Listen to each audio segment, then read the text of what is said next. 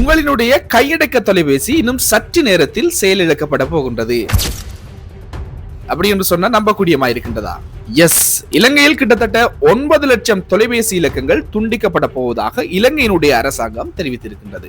நாட்டில் பாதுகாப்பு மற்றும் டிஜிட்டல் பொருளாதாரத்தை வலுப்படுத்தும் நோக்கிலே இந்த தீர்மானம் எட்டப்பட்டிருப்பதாக குறிப்பிடப்படுகின்றது. அதே நேரம் உங்களின் பெயரில் இல்லாத அல்லது முறையற்ற விதத்தில் பதிவு செய்யப்பட்ட சிம் அட்டைகளை பயன்படுத்துவோராக நீங்கள் இருந்தால் இந்த காணொளி உங்களுக்கானதாக இருக்கும். என்ன விஷயம் கூறப்பட்டிருக்கின்றது, இது சம்பந்தமாக எதிர்காலத்தில் எப்படியான விடயங்கள் நடைபெறப் போகின்றது என்பது தொடர்பாகத்தான் முழுமையாக தெளிவாக பார்க்க இருக்கணும். வாருங்கள் பார்க்கலாம்.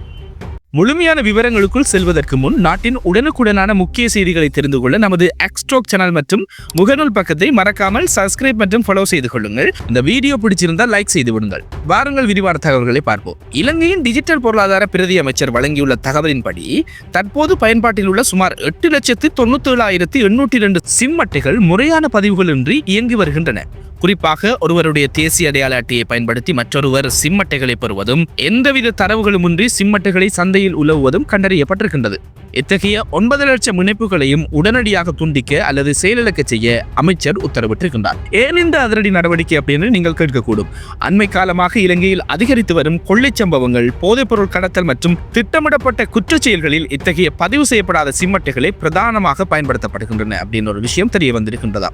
ஒரு குற்றச்செயல் நடக்கும் போது அந்த தொலைபேசி எண்ணை வைத்து புலனாய்வு பிரிவினர் விசாரணை நடத்தும் போது அது சம்பந்தமே இல்லாத ஒருவரின் பெயரில் இருப்பதால் குற்றவாளிகளை தப்பிவிட நேரிடுகின்றது. இந்த சட்ட சிக்கலை தீர்க்கவே இந்த தீர்மானம் எடுக்கப்பட்டுள்ளது அப்படின்ற விஷயத்தை குறிப்பிட்டிருக்கின்றார். இந்த அறிவிப்பு வெளியானவுடன் மக்கள் மத்தியில் ஒரு விதமான அச்சம் ஏற்பட்டிருக்கின்றது. எனவே உங்கள் சிம் அட்டை துண்டிக்கப்படாமல் இருக்க நீங்கள் செய்ய வேண்டியவை, உங்கள் தொலைபேசி இணைப்பு உங்கள் பெயரில் தான் பதிவு செய்யப்பட்டுள்ளதா என்பதை அந்தந்த தொலைத்தொடர்பு நிறுவனங்களுடன் தொடர்பு கொண்டு உறுதிப்படுத்திக் கொள்ளுங்கள். உங்கள் தேசிய அடையாள அட்டையை பயன்படுத்தி வேறு யாராவது தெரியாமல் சிம் அட்டைகளை வைத்துள்ளார்களா என்பதையும் பரிசோதிப்பது மிக அவசியம். ஒருவேளை உங்கள் பெயரில் இல்லாத சிம் அட்டையை நீங்கள் பயன்படுத்தினால் உடனடியாக அதை உங்கள் அடையாள அட்டைக்கு மாற்றிக்கொள்ளுங்கள். இல்லையெனில் முன்னறிவிப்பின்றியே உங்கள் இணைப்பு துண்டிக்கப்படலாம்.